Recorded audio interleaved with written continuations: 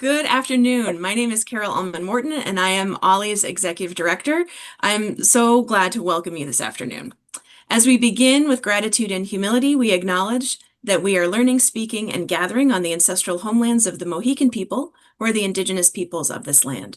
Despite tremendous hardship in being forced from here, today their community resides in Wisconsin and is known as the Stockbridge-Munsee community. We pay honor and respect to their ancestors past and present as we commit to building a more inclusive and equitable space for all. We have an enormous amount of workshops, lectures, and book talks coming up this fall. Many are free and open to the public, and they are a mix of in-person and on Zoom. I encourage you to take a look at our calendar, berkshireollie.org/events, to see a full calendar of programming. Some highlights include a number of distinguished speaker lectures, including October 29th at 7 p.m., Michael Greenberg on his book, The Great Miscalculation, about the City Court Tower in New York. November 6th at 7 p.m., Marty Barron on his book, Collision of Power. November 13th, we have a double header with Buck Beeson on the history of steam power in the morning, and Neil Pilson from CBS Sports on 50 years of TV sports in the afternoon. Tom Gerety will also be back on Tuesday, October 28th at 3:30 p.m. with Aziz Hook. How does an Arthurian state work? That will be online via Zoom and is free and open to all, so feel free to sign up and share that with your friends and family.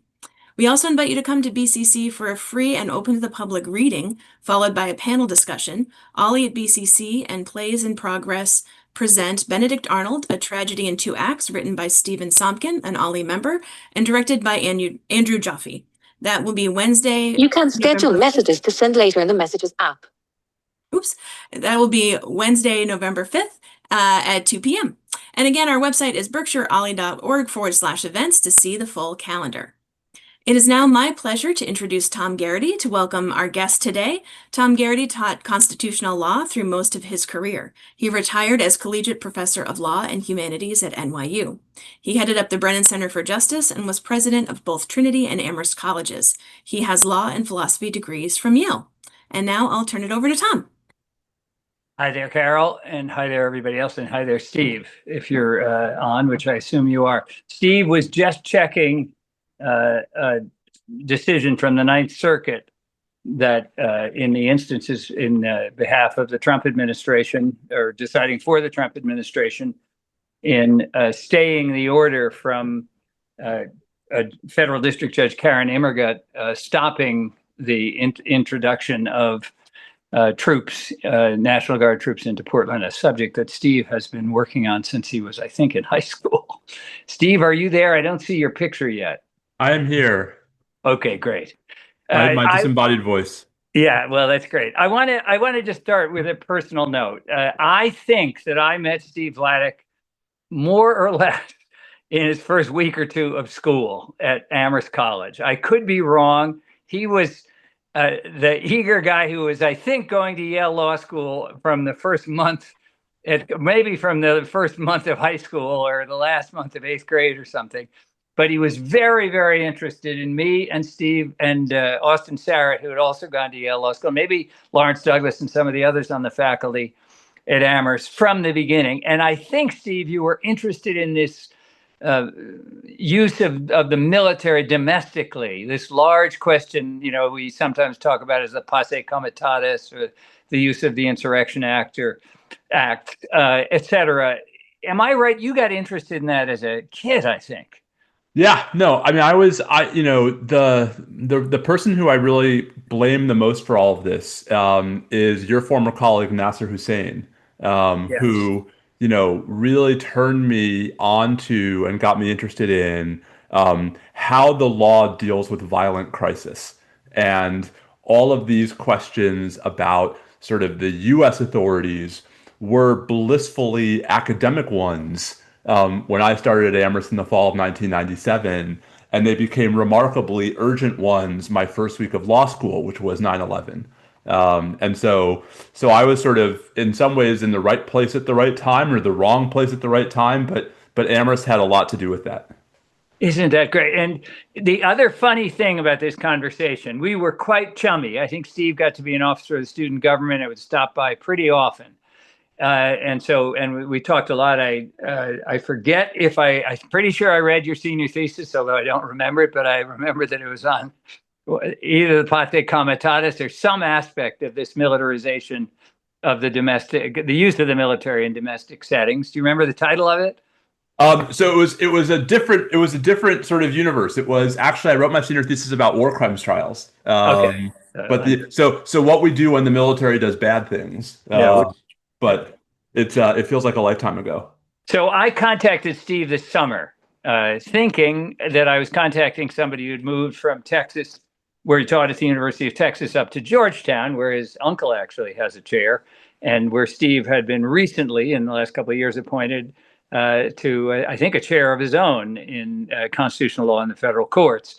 And Steve, as many of you know, has become a very consistent and omnipresent commentator, especially on the federal courts and their work. He's an expert on process and always repeating over and again lines from Robert Jackson about how if he had to choose between the Soviet law and American process, or American law and Soviet process, he'd definitely choose American process with even bad law, that it would be a better thing to be fairly treated by a neutral and impartial adjudicator or judge, an arbitrator, if you will, an arbiter, than to be in a system that didn't have fair judges but had reasonably fair laws. And I think it's that last comment I made is somewhat appropriate to the scene we seem to be entering now. So I called Steve, or I wrote him by email or texted him or something. And much to my surprise, I found that I was reaching him and his family in Richmond, Massachusetts. Dead, I mean, very much at the edge of the Berkshires, but very much dead center in my geography of the Berkshires. Steve, tell us a little bit about, aside from Amherst, what were your ties to Massachusetts? Yeah, so my wife is from Boston and grew up in Brookline. Her parents are still there. My younger sister is in East Boston, and we just always loved Western Massachusetts. I mean, we didn't really love Williamstown. Williamstown had some dubious things going on, but the rest of Western Massachusetts was a place we always wanted to spend some time. So when COVID hit, my folks were in New York, Karen's folks were in Boston, and at the time we were living in Austin. We thought we would just never see our families again. If we didn't you at that point you had really teeny kids, right? I mean, you have a couple of very small kids still. Yeah, so I mean, when COVID hit, my older daughter was 4 and my younger daughter was not yet 2. And so, we decided to sort of accelerate our plans to have a summer place in the Berkshires so that we could actually see our families again. And so we just got very lucky to find really a lovely house, technically in Richmond, although it's really closer to West Stockbridge. And so we've been there ever since. Isn't that great? Amazing I hadn't run into you at Guido's or something.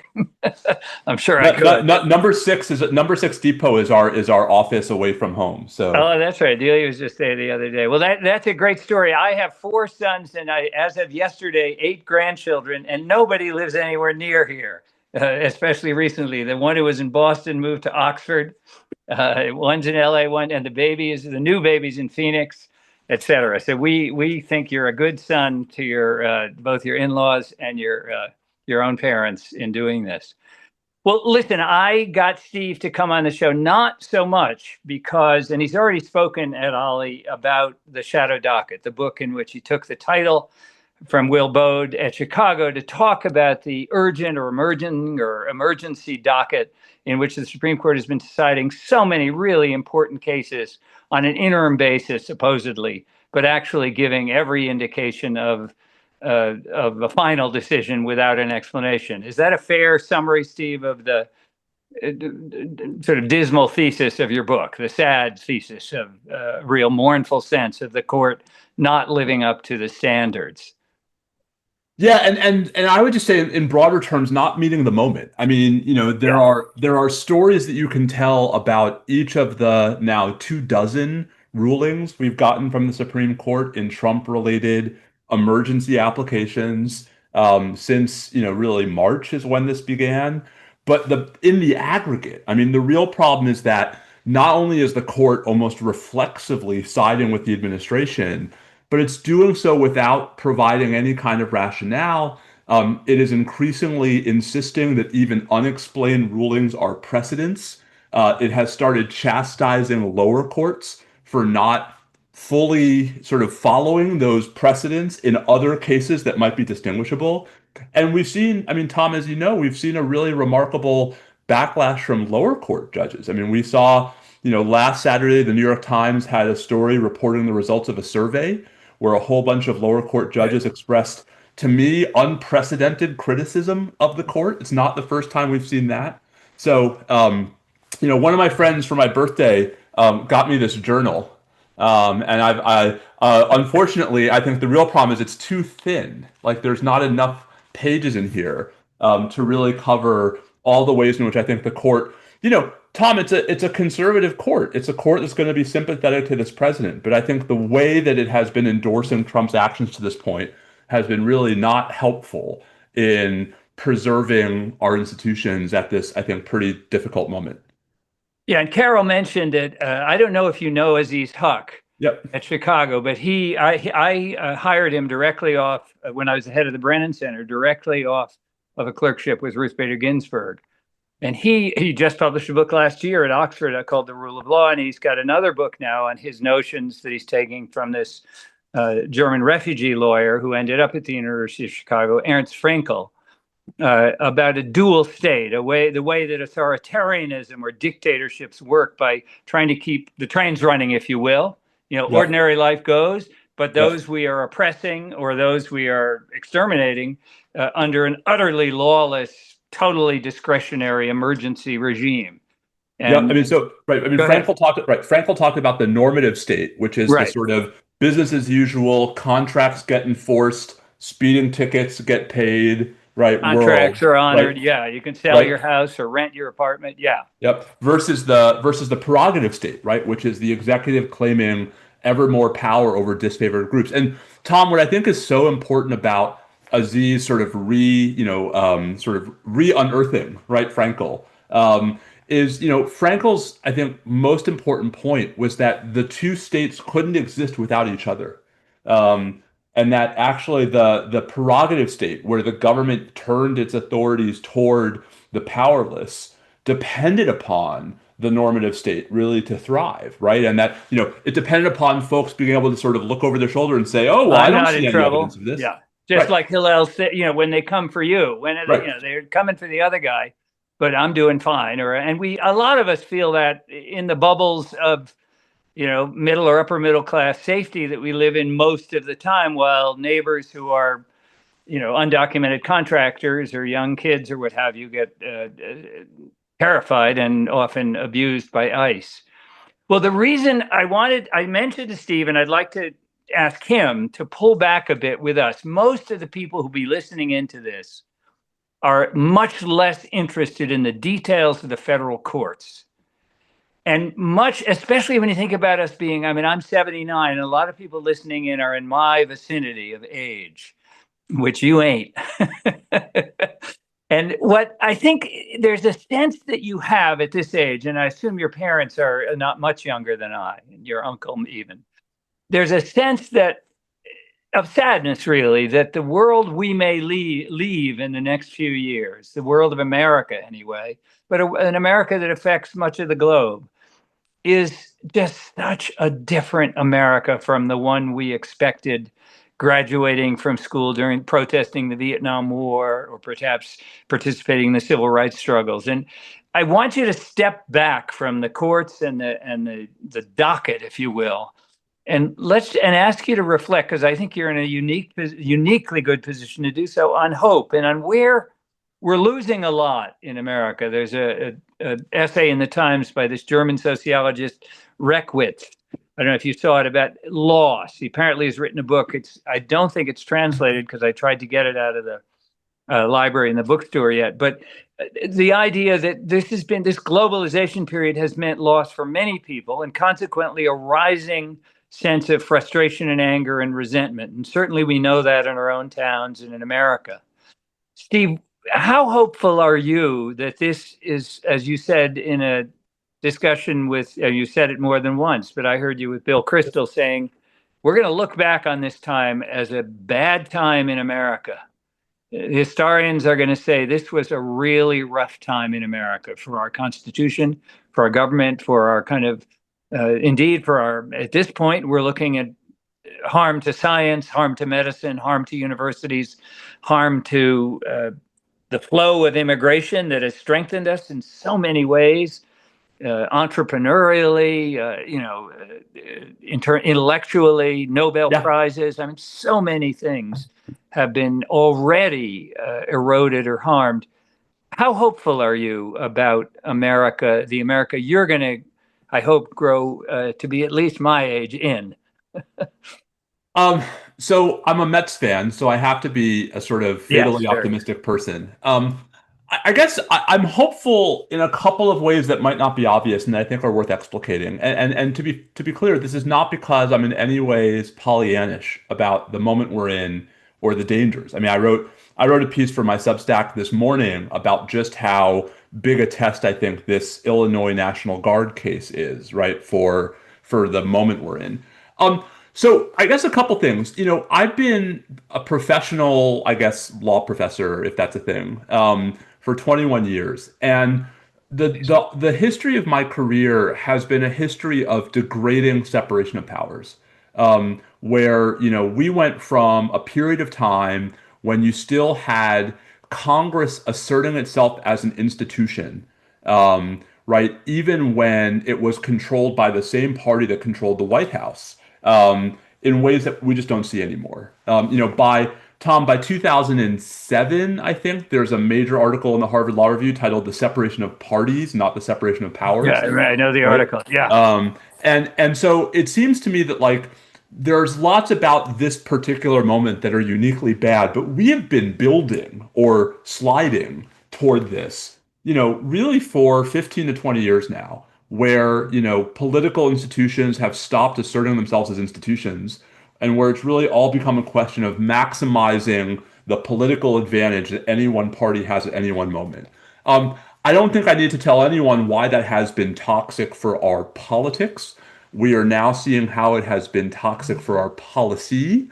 But I actually think that we needed some kind of crisis moment to really create the kind of energy and enthusiasm about structural reform, right? Not just electing Democrats versus electing Republicans, but about, rebuilding some of the institutional things that had gotten lost. And so let me just one example, you know, President Obama, who I was quite a fan of, did lots of things that I thought were really bad for the separation of powers. Whether it was drone strikes, including where the targets were U.S. citizens, right? Whether it Right. was some of the sort of stonewalling of Congress that we saw, even when Congress was up to no good, right? I mean, you don't have to we should be able to disaggregate presidents we vote for from inner branch dynamics that we find unhealthy. And it seems to me that the reason for hope and the reason for optimism is what happened at this weekend, right? Is how many people, not just from your relative age bracket, but from mine, right, turned out in protest and actually seemed to be caring about what's happening. Tom, mostly not to them. Right? Absolutely. This is the normal state. I mean, normative is a fancy word. You could almost just say the regular Yeah. operations of government going on. Yeah. But I Even am though the government's shut right now. But I mean, in general, things are fine for people like me and yet, and right, you. and yet a lot of people are noticing. Now, mind you, right, you and I both live in different bubbles. And our bubbles, I think, are especially prone to notice these things. But it seems to me worthy of some remark that this many people are this fired up about this kind of stuff. I think the question is, right, what do those reforms look like? And so, if we look at history, I mean, there really are two great periods in the 20th century of major separation of powers reform in the US government. One is in the 1930s, right, largely as a result of FDR and the New Deal. And one is in the late 1970s, largely as a reaction to Watergate and Vietnam. And those came pretty quickly, and a lot happened in a hurry in both of those periods. And so I guess, my source of cautious hope is that if we can make it through the current, whatever we want to call this, cluster, you know what, right? I actually think that people now have appreciation for institutions that I, the nerd, always had, but that I think we had done a really poor job of instilling in the sort of typical, even educated, right, American voter. Yeah, I many years ago when we were certainly when I was at Amherst, and you may have already graduated, I met somebody on a beach on the Riviera Maya who was a professor at Mount Holyoke, and he had a website called "Government is Good." And that whole Reagan thing, the government's coming to your door. Oh, you better hide in terror. The government's here to help you, as Reagan said, the worst words in the English language. That ideology has been very ascendant in this Trump period. Steve, one of the things that sticks in my mind, and I bet you in a lot of others too, is an odd moment in the debates in the Republican primaries when Trump first appeared. And Jeb Bush said, "You're not going to be able to insult your way to the presidency." And of course, Jeb Bush was absolutely, totally wrong. Right? Please clap. Yeah. What?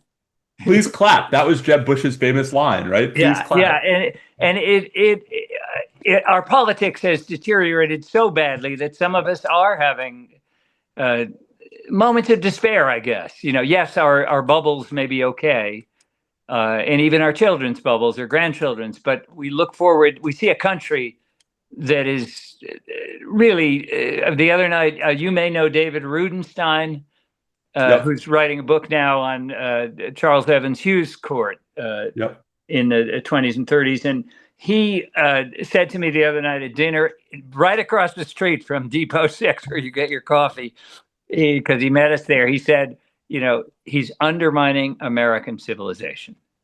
In other words, science, universities. So I mean, but Tom, so that is true. The question is it irrevocable? No, I agree.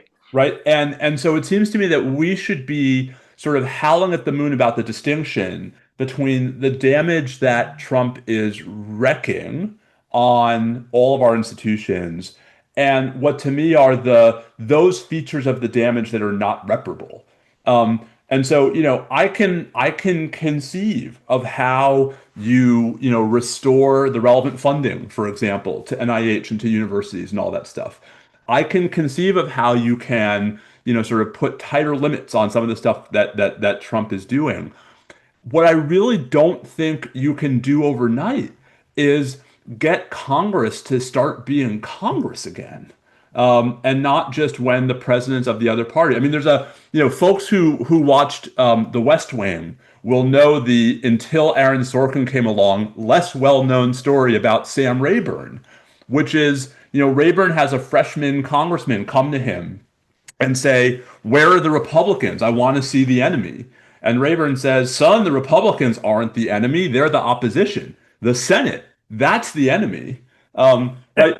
That was how politics kind of worked in DC in the 1930s, 40s, and 50s. And it's just not anymore. And so I think that this has been brewing for a while. I think that there are broader problems in our culture that I don't think any of us are going to fix overnight. But that one of the ways that you account for those problems is with better and more meaningful interbranch accountability. And so, I mean, the book I'm writing right now is about how, to me, the real sin of the current Supreme Court is that it has become unaccountable in ways that none of its predecessors were. And I think that that's a problem for the presidency too, that we have basically, Contra Madison, who says the separation of powers are going to work by having the three branches energetically pushing against each other. Ambition against ambition, in the famous phrase, right? Federalist 51, right. Unlike Madison, we have two ambitious branches and a completely feckless one. And I think that, that's the harder nut to crack. And a lot of the more specific flashpoints, I think there's room to fix those once you fix the big one. And Steve, we mentioned a personality, President Trump. You could mention President Reagan. You could mention Ray, and you mentioned Rayburn. when you sit back in that chair there and think analytically about why this inanition, this starvation of the power of the competing of the branches that were intended to counterbalance the checks and balances of our Constitution. You may not have known him, but I really admired this con law professor named Tom Gray at Stanford, who wrote a great essay called "Do We Have an Unwritten Constitution?" And his point was very much in advance, counter originalist. He was saying, look, a lot of stuff here is not, you can't quite write it down, but you get the picture. And the separation of branches is a great example of that. As is the vote and so on. Things that aren't specifically mentioned in many parts of at least the original Constitution, but we come to understand these are really important sort of notions or ideas or actually engineering structures of how the thing is supposed to work. When you sit back and think about our government and system, do you have a kind of analysis of how this erosion has happened? Does it? I mean, or is that? Where are you on the question? What the hell has happened here? So let me say first, I'm a law professor, not a political scientist. Right. And so there are people. You actually have professional training in this stuff, and I don't. No, I have a PhD in philosophy, Plato, and Socrates, and all that. That's still closer. And a law degree. So I'm really confused. All right, go ahead. So I think two different things happened at roughly the same time, and it's hard to figure out which one was more responsible, but they reinforced each other. So the first is that, for whatever reason, voters became increasingly disinterested in institutional things, right? And voters became increasingly sort of attracted to policy platforms over institutional relationships. So the ends became more important than the means to a lot of voters. And a lot of this is happening at the same time as, because of more sophisticated gerrymandering, as more and more voters are voting in elections where the primary election is so much more important than the general election. And it is inevitable. I mean, there's nothing you can do to fix the fact that in a primary election, candidates are going to run to the base of their party, right? Versus in a general election, they're going to run to the middle. And, a candidate who only Texas is a great example. I lived in Texas for 8 years. And, even though statewide races in Texas are relatively close on paper, no Democrat has won a statewide office in Texas since 1997, right? And so what that means is that it's really the primaries that matter. So look at what's happening right now in the Republican Texas Senate primary for next year, right? John Cornyn, who is, I might get in trouble for saying this, who I think is one of the more principled members of the Republican caucus in the Senate, right, is being primaried by, Ken Paxton. And has a very good chance of losing to Ken Paxton, who, to call him a sleazy crook is to do grave injustice to sleazy crooks everywhere. Yeah. Right? Why does Paxton have a chance of winning? Because, to win the primary in Texas, you need to win the base of the Republican Party, not those folks who might cross over and vote for Democrats. And so when that's how primaries go, no wonder that the folks that many jurisdictions are sending back to Washington are the ones who think it's more important to look tough for the base than to actually moderate and be conciliatory and compromise. And I think that has been brewing, right, for 20, 30 years. And the voters have not punished. Democratic voters haven't punished Democrats. Republican voters haven't punished Republicans for, that move. It's if anything, it's been rewarded in spades. Steve, when I was close to your age, I was president of Trinity College before I got to Amherst, and we had a big speaker event with J. Anthony Lucas, who wrote Common Ground about the Judge Gerety, different spelling, and the desegregation or supposed desegregation that caused the rise of Louise Day Hicks and a kind of very harsh racist politics caused. It precipitated, who the causes were many. And I was surprised and taken a little aback when Lucas devoted his entire speech to what he called the death of the parties. Mhm. And his notion seemed to be that, yes, we had bosses in Daley and Chicago and so on, but that those strong party structures actually lent a kind of Edmund Burke-like stability to our politics. And he was predicting these weak parties, and indeed that can be swept away by demagogues. Another thing that the Federalist Papers and Madison and Hamilton and Jay worried about earnestly and intently. Do you subscribe to that view? I mean, our parties have been turned into thinner primary machines. There's opposition to superdelegates. People want it all brought down to a kind of raw referendum-like democracy. And that does lead, I think, to a lot of sway, you might say. A lot of a big storm comes through, and the next thing everybody's running in this direction. I don't know, because, Tom, it's such a small data set, right? I mean, Yeah. the problem with having two parties is that we only have two data points. Would a stronger Democratic Party that had a younger generation at its head have been better able to persuade President Biden to announce earlier in his term that he would not seek re-election and to give more of a runway to, Kamala Harris or even somebody else, right? Like, I don't know, right? I guess what I'll just say is, I think there are lots of ways in which our politics are made worse by our party system. But like Churchill said of democracy, right? Like, it's the worst kind of government, right? Except for everything else. And so, I don't know that there's an obvious short-term solution that's not within the confines of our party system. It is so hard for third parties and independent candidates, except in very specific local contexts, right, to do well in national elections in the United States. And so I think, there's a vacuum of leadership in the Democratic Party right now. I'm not persuaded that that's not the problem, as opposed to the party itself. Right? More of a sort of coherent vision for the future of the party, I think, could be a real. It would give me, Tom, more doubt about that thesis, right? And sort of more reason to think that maybe you can actually make meaningful change from within the confines of our existing party system. Yeah, on the independence, it occurs to me as you mentioned that the closer you get to Canada, the more likely you're. It seems like you've got to border Canada, like Alaska, it's on Vermont. Listen, there are parts of the country where, once you cross the Connecticut River, you're in Canada. Yeah. Okay. And there it seems like Bernie and Angus King and Murkowski, people can actually win as an independent.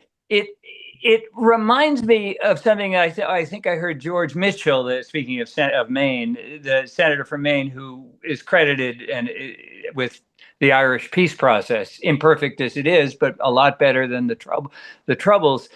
Saying that in Israel and Ireland, in these places, the extremists pull by the stir of extremism. You pull a lot of the society in a direction of extremism. And I think what you're saying about these primaries is that people run to the harsher, more zealotry, the zealotry of the party, and then they have to gradually, sort of apologize their way back to the middle in order to win the independence or to win but Tom, the zealotry that has increasingly become about sort of,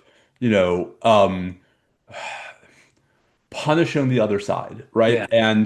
And listen, I do not think that Democrats who sought to hold President Trump responsible for January 6th were doing anything close to what the Trump administration is now doing to all of its political opponents. Like, that's not comparing apples to oranges. That's comparing apples to nuclear missiles.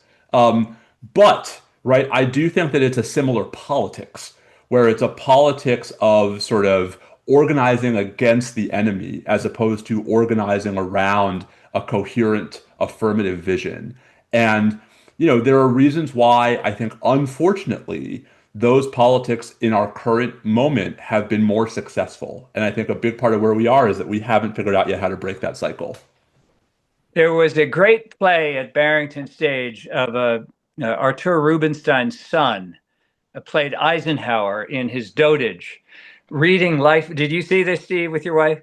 I didn't see it, but I read about it. Yeah, so he's reading I think a Life magazine or a Look magazine evaluation of presidents, and he's number 22. And he's saying, how are these doofuses that I've known ahead of me on this list? Shouldn't I be up there in the top 10 or the top dozen or something? And the constant theme of this one-man play is we need to work moderately and together. You need to give and let some of your issues yield somewhat to the other side. You need to work together. And I think that what you're saying is right. And of course, the question is, can we? Right. Can there is going, I guarantee you that there will be a younger generation. And we can't, sometimes when I go to Italy, I wonder, are the churches always filled with older women? Are there new generations of older women to fill the churches on Sunday? And I guess the question about our politics is, are we constantly putting the 75-year-olds in, like the governor of Maine who wants to run for the Senate Janet now? Mills, right? But I mean, Tom, but I do think, like, not to sort of hate too much on my generation and on my current students' generation.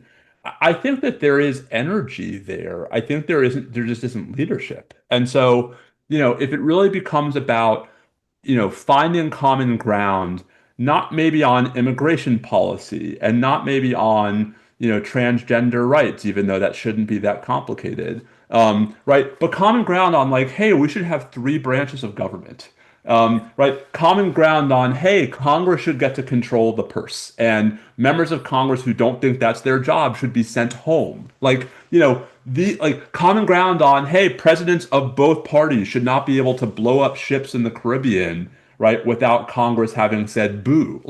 Or make up emergencies to run troops into Chicago and Portland and Washington and so on, right? Yeah, I mean, so many features have been abused in this process. But this is the question, right? Which is there a way? I mean, so I spend a lot of time in my professional work trying to, I don't want to overstate it, but trying to sort of expose people to a different type of conversation about the Supreme Court, right? So much of the conversation about the Supreme Court is ideological. It's, Dobbs bad. It's, Clarence Thomas and Samuel Alito bad. And it's not that I necessarily disagree with any of that, but I don't think that's helpful. Versus, like, hey, how is the Supreme Court as an institution behaving compared to its predecessors? Right? And that's not measured by the results of individual cases. That's measured by broader, subtler things. And I think, Tom, that's the broader sort of dynamic that's been missing from so much of our even intellectual discourse, which is, how do we make the institutions better so that whether you like the next president or not, the system is not as disrupted and disruptable as we've been seeing over the last 9 months today. Let's take some instances, Steve. And I mean, you could take tariffs. There are a number of them which are going to be sticky and hard to move in the next few years. But take what's happening in the sort of firing of so much of the federal government, including whole agencies like Voice of America and USAID, things that may have had lots of room for reform, but I mean, I don't know, I'm no expert, but seemed on the whole to be really good faces of America, good gestures towards the world, and then good help to people in America, including Obama's great achievement of at least putting out universal health care as something that was achievable, even if it wasn't quite achieved, but it got a lot closer. How many, as you look at the institutional things for the militarization, the use of the military in so many areas like the border and the cities, how much of this is amenable to legal reform or even a constitutional amendment? As you know, Jill Lepore just put out a book saying the real problem, I mean, I think I'm boiling it down to fiercely, but the real problem is we had an unamendable or a rigid constitution. If it had been amended like the state constitutions, we'd be better off. I'm not convinced by that thesis because I think amendments right now would be parlous. We wouldn't be likely to get good ones. No. So, what would protect legitimately the Fed and protect Humphrey's executor and the other legal norms and traditions and decisions that have said that the Congress should be in dialogue with the presidency about what a president can do with his executive power. It's not Superman. It's, there's some constraints that can be imposed on a president, because that was the condition going into certainly this presidency a little bit, and I think the Obama presidency and the Biden presidency and so on. There's a lot there.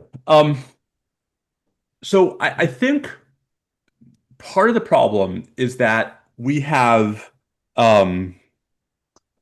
become beholden, right, to the idea that there has to be some deep theory behind every single principle of constitutional law. And this is why, for example, conservatives have gravitated toward what's known as the unitary executive theory, which is the legal argument behind a lot of President Trump's actions vis-a-vis firing everyone in the executive branch. Yeah, he hardly knows it, but he lives it. But his lawyers know it, right? Yeah, And they really do. This time around, and the justices know it. And the reality is that, like, things were never that, how do I say, buttoned up. Right? So let me just give one historical example, and I trot this out every time I get into a debate with people who defend the unitary executive theory. So if we were thinking about which cabinet officer exercises the most executive power of any cabinet officer, we'd probably end up with the Attorney General. Right? The Attorney General is the head law enforcement officer. It is her job, sadly at the moment, right, to supervise all federal law enforcement. You would think, if the unitary executive theory were so clearly what the founders intended, that the Attorney General would have been a absolutely clear executive officer at the founding. And Tom, the first draft of the statute that created the Attorney General, which is the Judiciary Act, which tells you something, right, that they created the Attorney General in the Judiciary Act, punted, right? It deliberately uses the passive voice about who's going to appoint the Attorney General, because the Senate version of the bill has said it would be the Supreme Court. Right? That the Attorney General was going to be sort of a hybrid who had both executive and judicial responsibilities. Now, President Washington appoints one anyway, and we're off to the races. But like that, there's so much stuff like that where the founding era evidence is so equivocal. And the reason why I harp on that is because when folks, this is back to Joe Lepore, when folks talk about how we're in the trap of an unamendable constitution. This is my former UT colleague Sandy Levinson's big argument.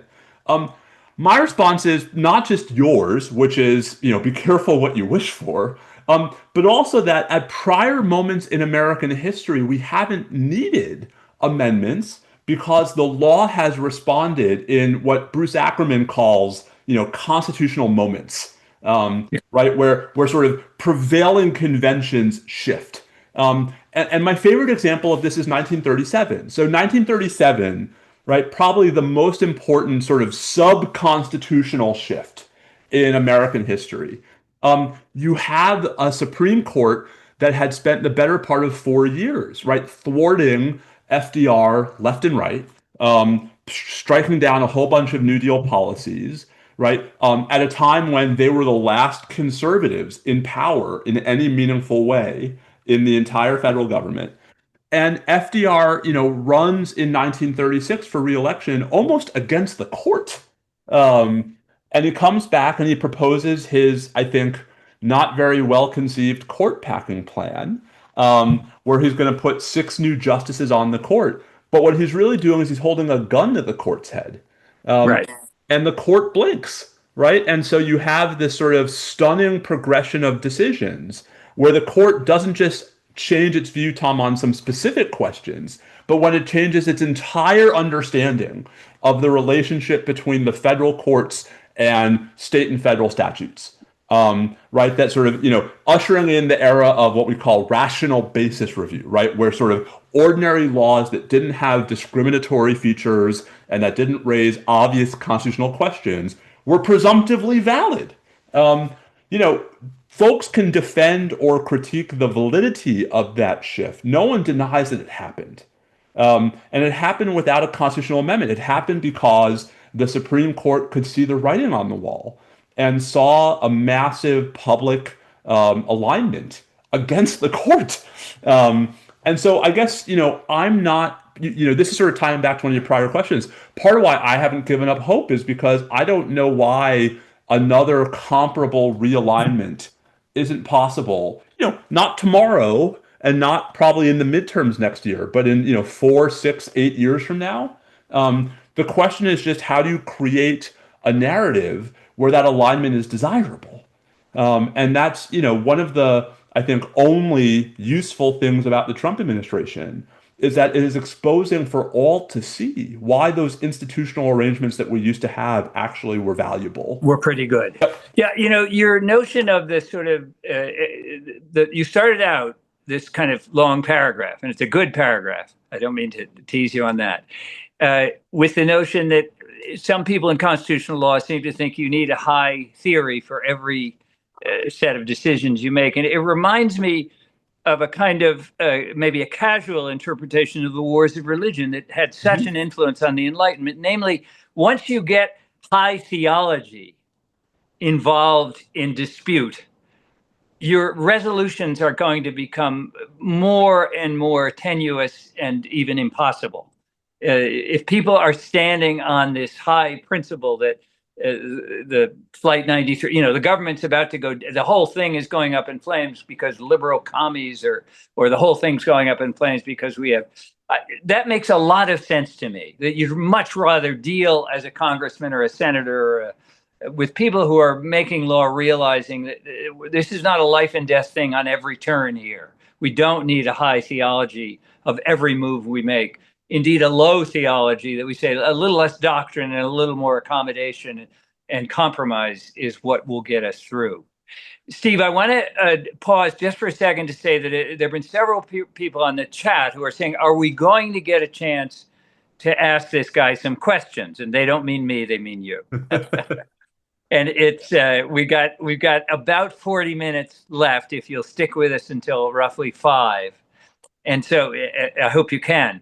And I do want to say to the managers here, Carol Ullman Morton and the others, Judith Weiner and so on, if some people have got some questions that you can package in a way, I'm not looking at the chat. Steve, you may be, but A little bit. Okay, if there are some really questions that a lot of people are wondering about with Steve, this is a time to do it. And so please get some of these questions together, Carol. And Steve, do you see something there? I noticed you're looking down. Yep, I see them.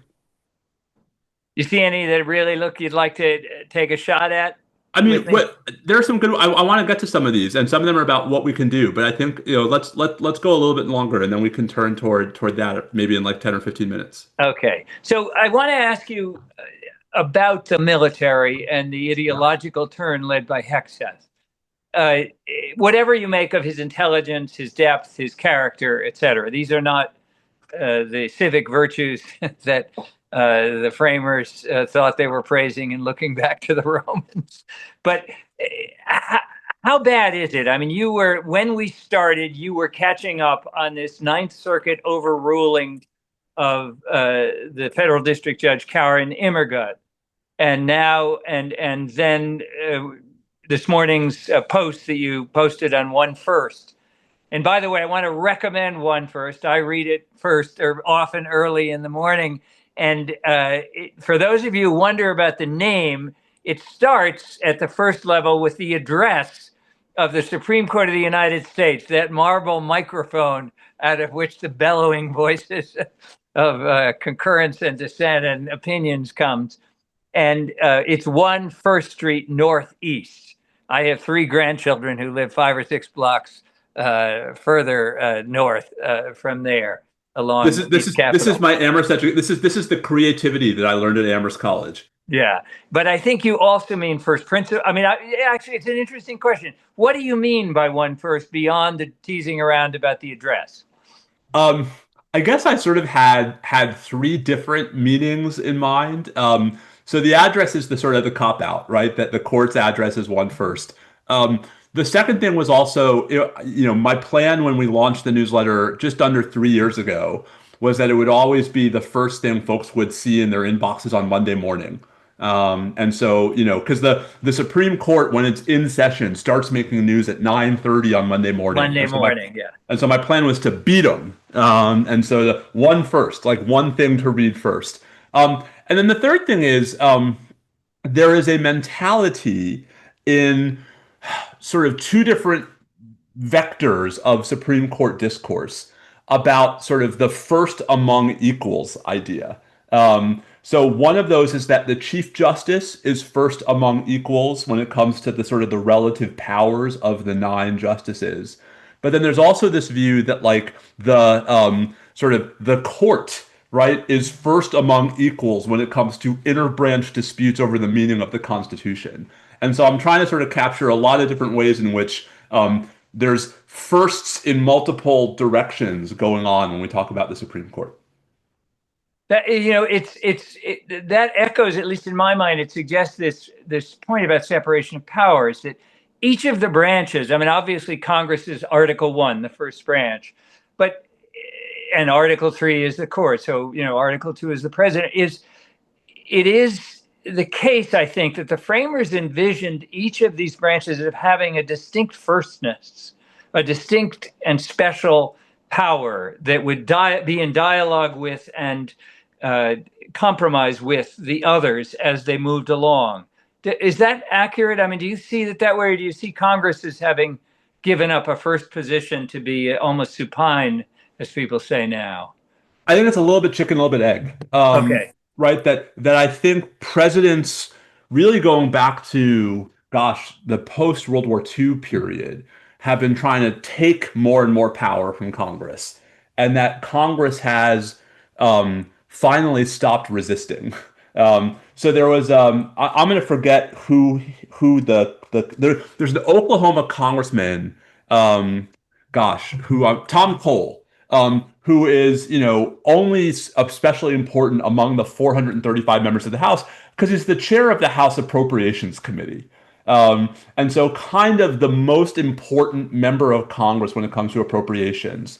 And Tom Cole was quoted publicly, I think there's even video, in March when President Trump started, impounding money and not spending money Congress has appropriated, as saying, Tom, something to the effect of, that's okay, appropriations aren't laws. Right? They're just like, they're missives. And it's like, this is the most important appropriator in the House, and the House appropriations are the one place in the Constitution where the House actually has more power than the Senate, right? Because the Constitution says all bills for raising revenue have to originate in the House. I think presidents, this is back to your thing on Madison, right? I think presidents we want presidents to be trying to grab power. We don't want, indolent presidents. But we're not set up for a world in which Congress just rolls over when that happens. We're not set up for a Senate that confirms all of the president's nominees, including the grossly unqualified ones. We're not set up for a House that doesn't fight for its appropriations power. Tom, we're not set up for a House that won't convene, because if it convenes, they'll have to swear in another Democrat, which will give them 218 votes on the discharge petition for the Epstein files. I mean, we're not set up for a Congress that just is allergic to thinking that it has any institutional responsibility outside of doing whatever the president wants. But that suggests that the framers were very right in their sentimental notion of civic virtue. We're not set up for politics in which everybody, as Murkowski said, a couple of months ago, everybody's running scared, and we know what they're running scared of. They're running scared of President Trump, but they're running scared particularly of the president's criticism in the midst of primaries and contests, right? Yep. I mean, there's just fear out there in the party, the grand old party. The Republican Party is one of our neighbors here in New Lebanon, whom I thought of as a pretty distinctively conservative and pro-military person, takes care of the revolutionary graves that she finds in the numerous cemeteries. It pulled me over the other day and asked about my family and how my dad worked for Eisenhower. And I said at one point, well, he was an old-fashioned Republican, what I call a civil rights Republican. And she just smiled and said, we need more of those. And then I'm one of those.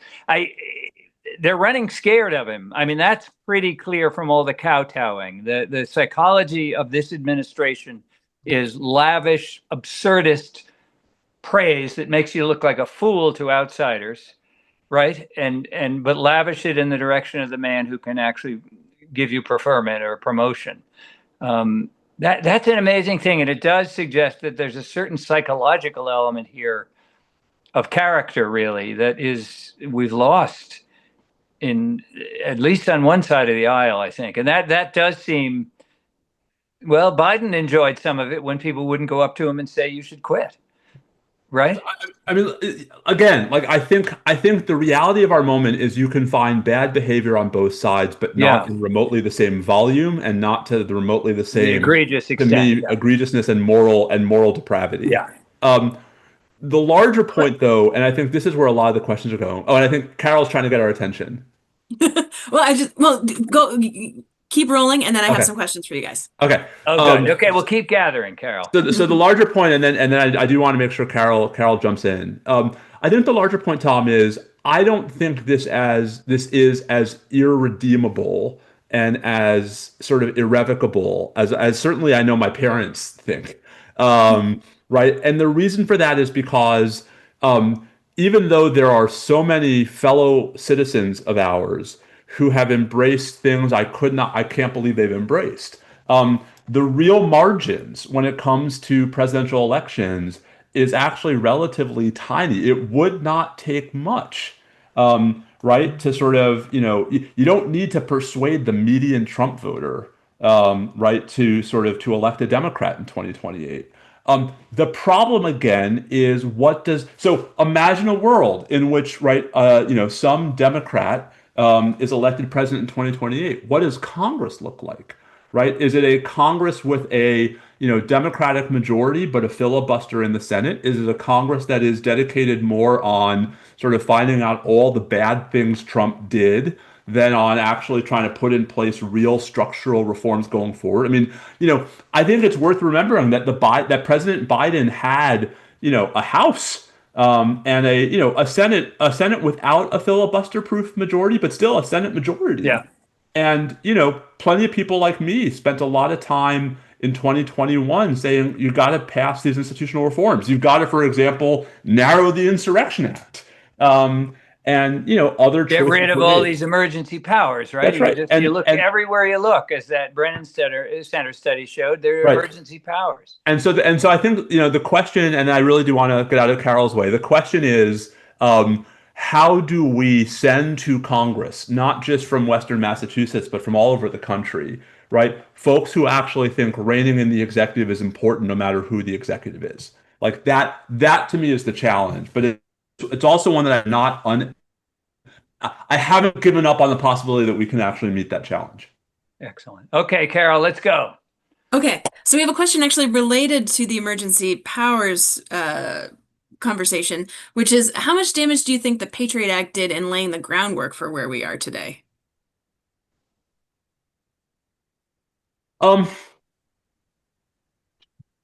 Such an interesting question. So I think the Patriot Act itself was relatively modest, but I think the turn toward the militarization of our counterterrorism policy after 9/11 was deeper, bigger, and bad. And so it wasn't just sort of all the resources we spent at Guantanamo, right? It was all of the sort of, before 9/11, we viewed international terrorism principally as a criminal problem. And we prosecuted people who were either, related to or part of, right, international terrorist organizations. Look at what President Trump is saying these days, right? So when he blows up one of these boats in the Caribbean, he says, that was a terrorist organization, and of course we can use military force against terrorist organizations. That's the leap that I think has been most alarming. I mean, there's also the surveillance side of the story, but I'm much more scared / horrified by us blowing people up on a boat. And I think that wasn't the Patriot Act by itself. That was this sort of broader mentality that, frankly, Democrats did very little to resist, that our sort of existing criminal law enforcement tools were inadequate not just to deal with 9/11 itself, but to deal with all of the threats posed by international terrorism after 9/11. Yeah, and I'd add, Carol, just Steve, I'm sure you agree with me that the really vicious turn to turning protest into terrorism, or even vandalism and petty crime against Teslas into domestic. I mean, there's a rage now to say, oh, these guys are terrorists. Even Soros is funding terrorists with the Open Society Institute. I mean, the logic is spread through domestic issues as much as these, international drug trade. But at least to me, it looks like it's a pretty scary logic. Luckily, I might add, Stephen, I might turn that question. He's going to lose some of these court cases because some of these judges are not going to be overruled by the court, and they're going to say that Comey was not guilty, et cetera, et cetera. And this may happen with some of this terrorism talk too. Is that going to help? I would assume that you feel that's going to help us get back on the right road. Well, not only that, I mean, I actually think so. So I'm glad you mentioned that. Like, I actually think folks are, I think, too often misled by most of the media coverage of the current litigation into thinking that Trump is winning all of these cases. No, he's not. Right. The reality is Trump is losing most of these cases. Right. And, the ones that are going to the Supreme Court, like, yes, there have been an unprecedented number of emergency applications. That's still a tiny subset. That I meant the Illinois National Guard case is the 29th that the Trump administration has taken to the Supreme Court on one of these emergency applications. Tom, that's compared to somewhere north of 160 different cases in which lower federal courts have ruled against the Trump administration. And, there are a couple of really visible examples of non-compliance by the Trump administration, but those are the only examples. I mean, in most of the cases, the government is losing, it is complying, and it's either not appealing or it's appealing very sort of formally, right? Like it's not hustling. It's going through the motions in the appeal. And that's important because what that means is we're not seeing all of the ways in which law actually is constraining this administration, right? A good example of this is the law firm cases, right? So President Trump put out these 4 executive orders purporting to punish law firms that for the sin of employing people who had investigated him in the past. All 4 of those executive orders were blocked by district judges. And although the Trump administration is sort of slowly appealing 2 of them, they're complying with the executive orders. They've taken no further steps against those law firms. And so, like, the story is a little more complicated, right, than just the Supreme Court's giving Trump whatever he wants and no one is stopping him. Actually, he's being checked by the courts a lot. It's part of why Stephen Miller is making so much noise about lower courts being what he calls judicial insurrectionists. Yeah, rogues. Okay, that's a great answer to a great question. Carol, get more for Steve. So actually, that leads into another question. Is it possible that we'll see district court judges go up against Supreme Court rulings, or is it really that that'll all get kicked to Congress, who will do ?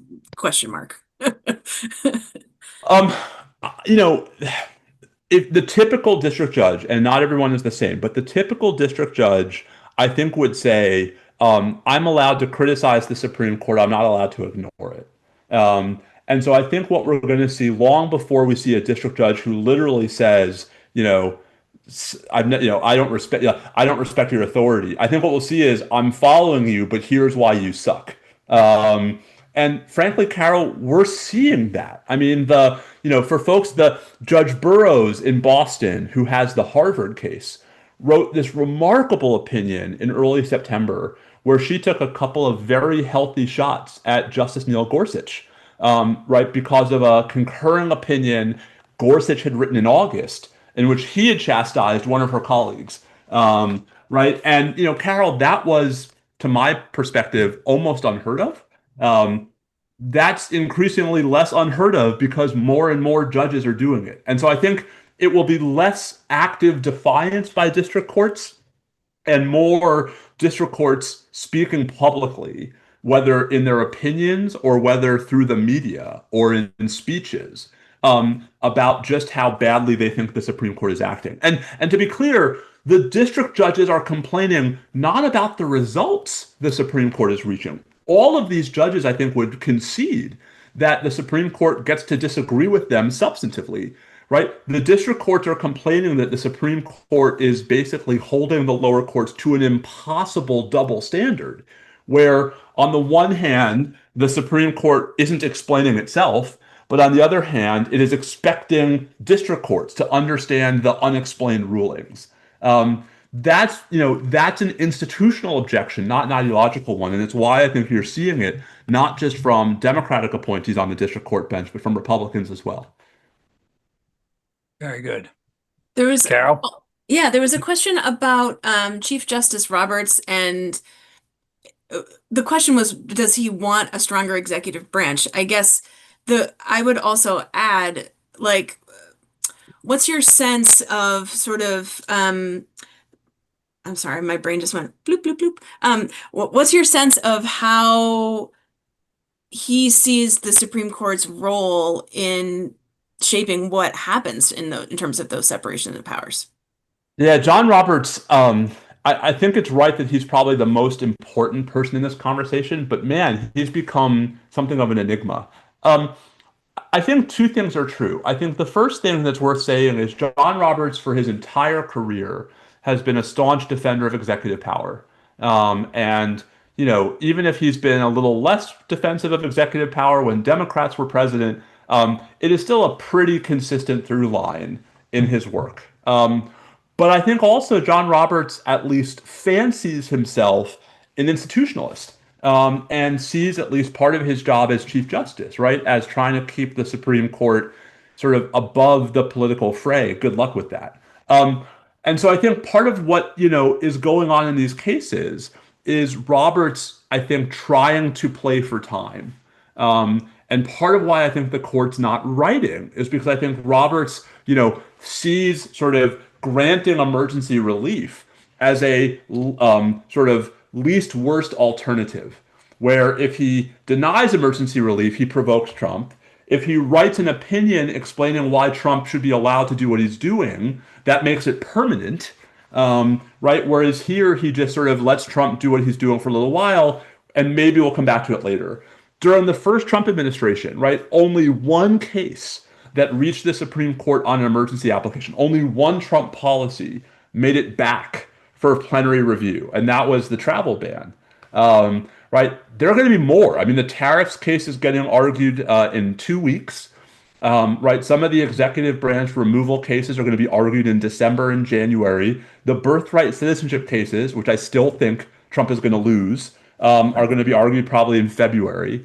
And so, I think Roberts really does, I think, see himself as trying to navigate two equally unattractive alternatives. And Carol, I think the problem is that he's missing how much sort of harm the court's behavior in the short term is, if not causing, at least enabling. Harm with regard to public faith in the judiciary, harm with regard to the very real people who are affected by these orders. So, Venezuelan migrants who all of a sudden can be removed, transgender service members who are kicked out of the military.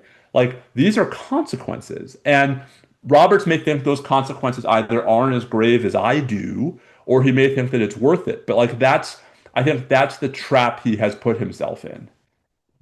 Steve, I wonder if you'd say a little more about his personality as a judge. I mean, he's obviously, how would I say it? He's gentlemanly. There's not a lot of intemperance or the kind of dogmatism that you see on the farther right in the court, nor the literalism of Gorsuch, or the vacillation of Kavanaugh. I mean, he puts things very well. He has a good gift for aphorisms.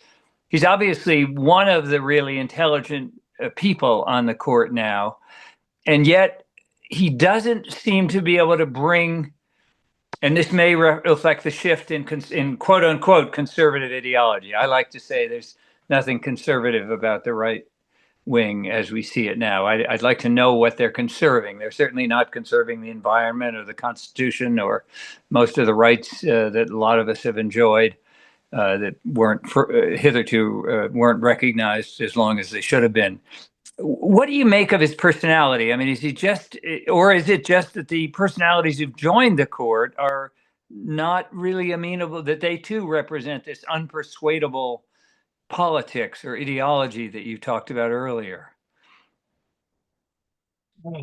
Um, I think he's a little bit of a cipher. I think I certainly agree. Oh, I see I'm saying my hello to the redhead behind you on the couch there. I have a 9-year-old lurking over my right shoulder. Or my left shoulder. I think Roberts, fancies himself, Tom, an institutionalist. Hello, Madeline. Um, but I think part of the problem is that I think he's a little naive about our politics. Yeah. And so, to me, the best explanation for his majority opinion in the Trump immunity case, when he could have just gone along with Amy Coney Barrett, right, and decided that case on much narrower grounds, is that I think he thought Trump was going to lose. And I think he wanted to make sure that Trump couldn't be prosecuted by, the Harris administration. That's Um, very interesting. and that in a world in which you just make a bad bet on that, his opinion actually makes a little bit more sense. Right? But that ends up being, if so, a massive miscalculation on his part, and one that, none of his behavior since January shows any real effort to sort of ameliorate. Again, though, I mean, I got sort of criticized by a conservative law professor on social media for saying in the New York Times that, the court hasn't fully resolved these cases yet. Because the professor's claim was, well, in my newsletter, I'm constantly criticizing them. It's like, no, both things can be true, right? The court's interim stuff is bad, but it also hasn't fully decided these cases yet. And so I think we should at least not reserve judgment, because lots of stuff is already worth judging, but at least indulge the possibility that by the time we're done, Trump's going to lose a bunch of these cases, and not just to Snoopy. Okay. And not just to Snoopy, right?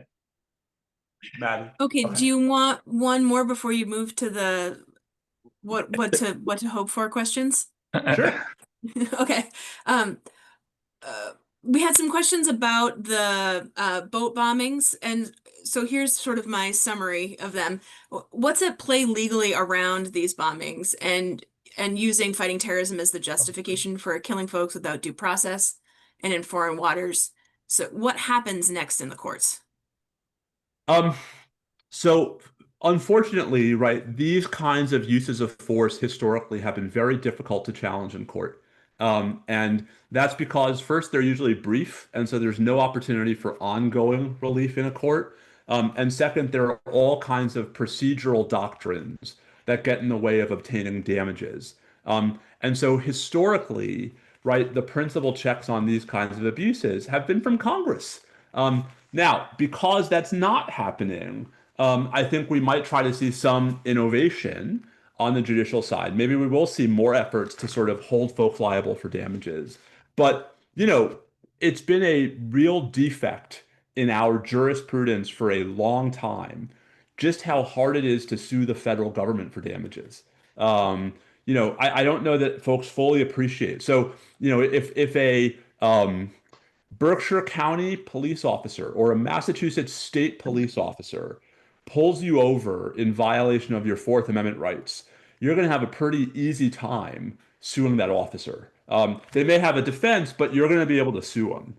If a federal officer pulls you over, you have no way to sue them, because Congress has never authorized that kind of lawsuit, and the Supreme Court has said in general it's not available under the Constitution.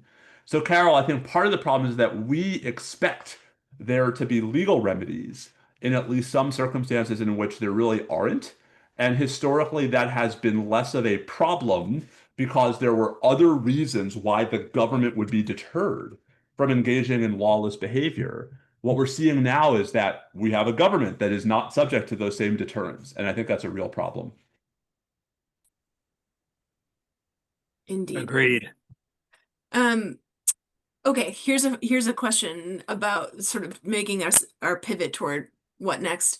Are there examples of recent Supreme Court decisions that can help us feel a little less despairing? Is there any good news coming out of SCOTUS? So, in the NIH case in August, um, the one with the bad Gorsuch concurrence, Justice Barrett at the very least split the difference. And she and Chief Justice Roberts actually sided with the three Democratic appointees in leaving part of the district court's decision in place. That's a small example, but it's the first time Trump had lost anything in the Supreme Court on an emergency application since April.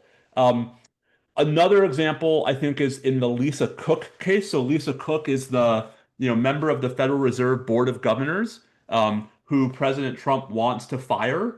The Supreme Court, for various reasons, has suggested that maybe the Federal Reserve Board folks are properly insulated from being fired without cause.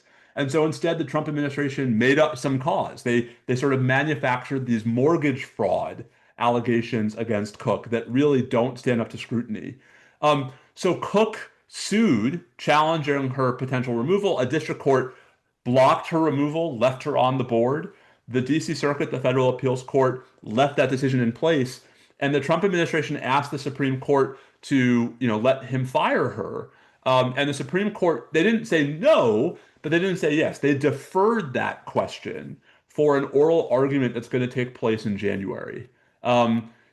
They could still very easily rule for Trump in that case, but the fact that they didn't just reflexively grant the stay, I think is, evidence, not the best evidence, but evidence that more is going on in these cases than just what Justice Jackson accused the majority of in August, which is, she said we have two rules, right? One, there are no rules, and two, the Trump administration always wins. Yeah.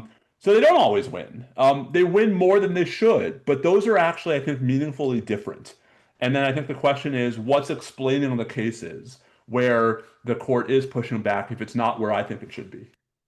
Steve, are you betting that the Federal Reserve will indeed be insulated on some notion from the sort of absolute, executive power that says fiat, members of the reserve and fire the others?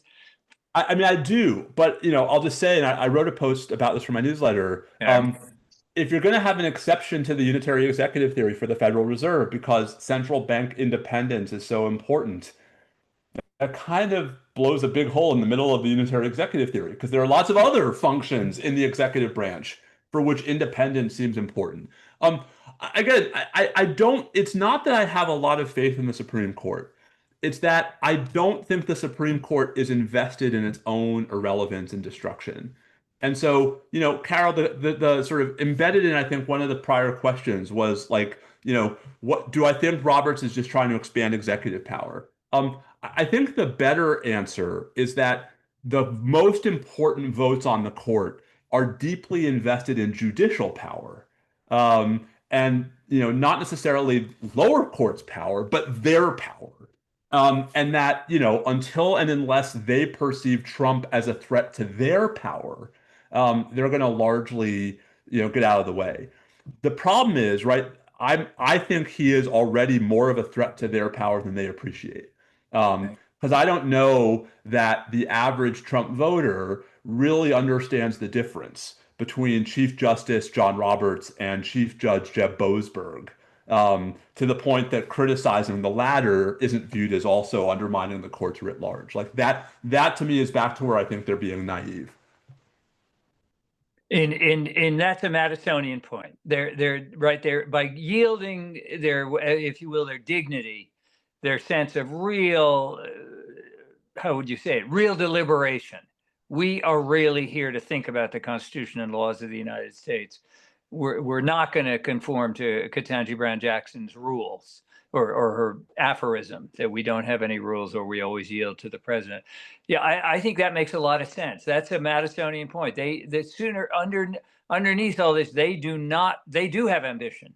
They do not want to yield power in this way that the Congress. I actually think, Steve, that's true of the Congress and Senate too, even on the Republican side. They just know that if they don't go along, in most instances, they can be knocked off. In other words, Trump has amassed such power over the in the presidency, that he can push Jeff Flake or any really very right-wing and conservative person, Cheney, can push them out, destroy their careers, as it were. I mean, they make careers that are noble anyway, or I mean, I was good gonna say, careers. maybe this is something that's incredibly naive for me to say, but it just seems to me that if you are faced with the choice as a public official between standing up for the separation of powers in the country and, going with the flow because you want to stay in office, what are you doing in office? Right? Like why are you running for office if it's just so that you can be told what to do,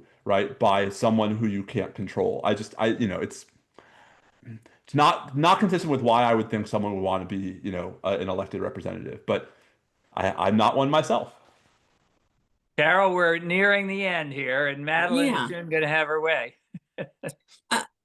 So I would say there was also some questions related to Congress and voting and redistricting and all of that kind of stuff. I don't know if you want to open up another can of worms around like what may end up in the courts related to you already touched on gerrymandering some, but how like Texas and California and that stuff coming up, and what that impact might have on 26 and 28 around what's going to end up in the court. I'm not asking you to prognosticate about the political outcome, but the other piece.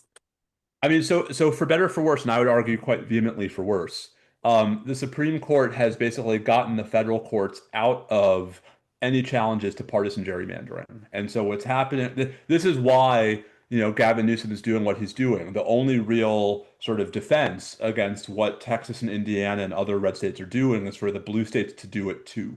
Um, Mhm. I think the larger issue is the voting rights case that the Supreme Court just heard oral argument in last Wednesday, because if the Supreme Court in that case goes as far as the challengers want it to go and says that it is unconstitutional to have so-called majority minority districts, that could wipe out, a bunch of safe Democratic seats in the entire South, in East Texas, Louisiana, Mississippi, Alabama, Georgia, and actually I think that would have even more serious electoral consequences.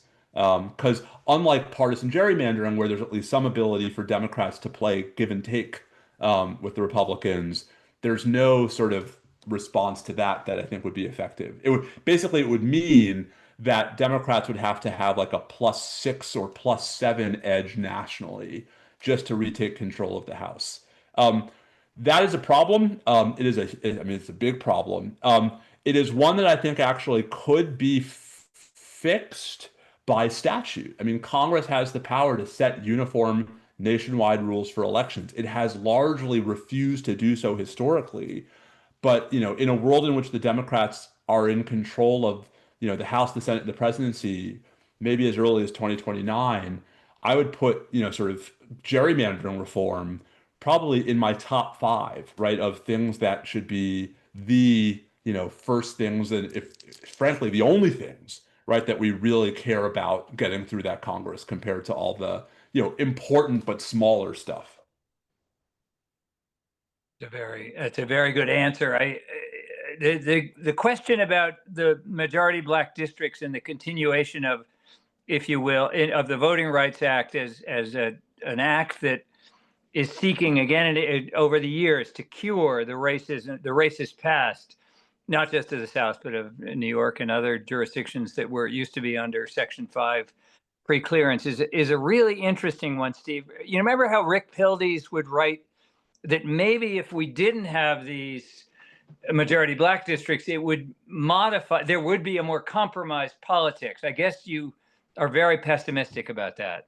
I mean, I'll just say I don't have much faith that the Louisiana or Mississippi legislature, in response to a decision from the Supreme Court getting rid of majority minority districts, is going to be more conciliatory. Yeah. No, Rick thought that the districts had become more extreme in both directions by being, if you will, separated out in this way. Right, but the problem is that, I mean, this is going to sound really trite, but I actually think it's true. Advancements in mapping technology have Yeah. made it so easy for state legislatures to be completely ruthless in ways that, say, in 1980 or 1990 would have been much, much harder. Yeah, unless we vitiate this conversation by bringing up social media, something that we've succeeded in keeping out of it entirely. A rare hour and a half among law professors and intellectual people nowadays. It does seem as if there's a lot of other things going on that lead to this. But again, I mean, I know we've been sort of, saying lots of negative things about things that are likely to happen. And I guess this is to me like, Carol, maybe to get to the sort of the forward-looking coda to all of this. I do think things are going to get worse before they get better. But I also am not I have not remotely given up hope. One, that we will have democratic elections next November. Two, that we will have democratic elections in 2028. Or three, that there's only so long in which the administration will be able to deny the reality of what their policies are doing and causing. And, Bill Clinton, right, famously said it's the economy, stupid. Even if we can't build consensus on all of the degrading social things that Trump is doing, I don't see how this administration can succeed on its own terms. And I think the real question is when, not if, these folks are no longer in office, what are we prioritizing? Are we prioritizing, ways to make sure this never happens again? Or are we prioritizing sort of, the democratic version of what's happening right now? And I will just say that as sympathetic as I am to the latter, I hope that events of the last 9 months have driven home as much as anyone ever could why we should be focused on the former. Well, that's a great place to end, Steve. And I want to thank you as we surrender you back to your kids, or to what end. And good job. Yes, my 9-year-old has softball practice in half an hour, which is why she's lurking because I have to go. I have to go take some grounders with her. Get out there. I know you're a baseball guy. Okay. Thank you so much. We all thank you. We think it's great that you have spent a lot of time up here and are going to spend a lot of time here. And between Amherst and the Berkshires, you're a real Massachusetts, or you're a guy from this end of the world, even though I'm on the New York side of it. So thanks so much for doing this. Thanks, Tom. Carol, thanks to you and Judith and all the folks at BCC. And thanks to the hundreds of folks who took time to join us today. I really appreciate it. Yeah. Thank you both so much. Be well, everybody. Bye, everybody. Take care, Steve. Take care. Thanks, Tom. Great to see you. Carol, yeah.